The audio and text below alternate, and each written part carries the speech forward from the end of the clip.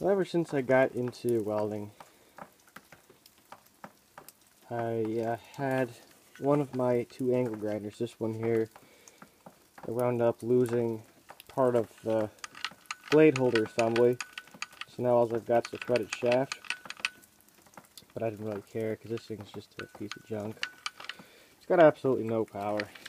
It doesn't even tell you how many amps this motor is, so you got to do Ohm's law and figure it out. It's 4.5 inch, 115 volts, and 570 watts, so not much. It's probably less than 5 amps, but I haven't done Ohm's law to figure it out, so I'll put that in the description. Anyways, I digress. This thing will bog down the second it hits the steel here. It's just bleh, no power. So I was debating whether to spend another $65 and buy another one of these. I love this thing. This thing's got tons of power. 10 amp motor, and it's very nicely made. Nice to weld. Very nice grinder. Love that one. But then I had a friend remind me of something. He didn't know I had one. He just said, well, why don't you just get a 7-inch flexible disc sander or something along that line, a 7-inch grinder or something. And I got thinking, 7 inch. Wait a minute, I've got one of those. It's older than the hills. This thing's probably out of the 30s or 40s. It was set up like this when I got it. It was my grandpa's. Same place where this welder came from, ironically.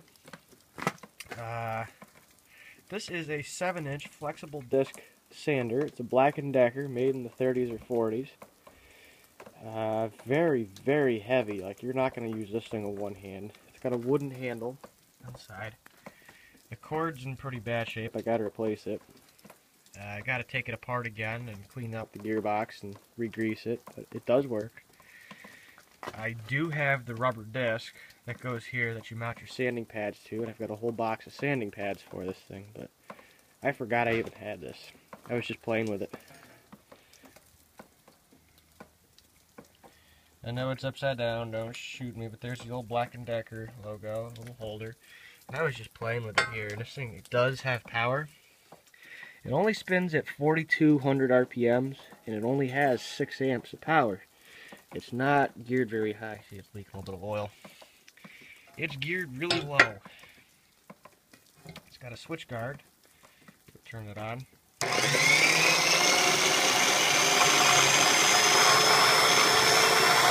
There you go.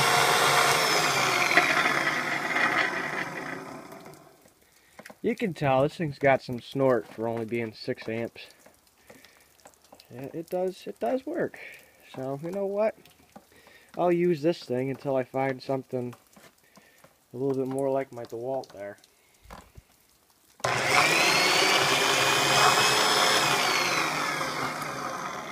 Maybe I'll restore this thing and grow to like it, but I'll tell you one thing.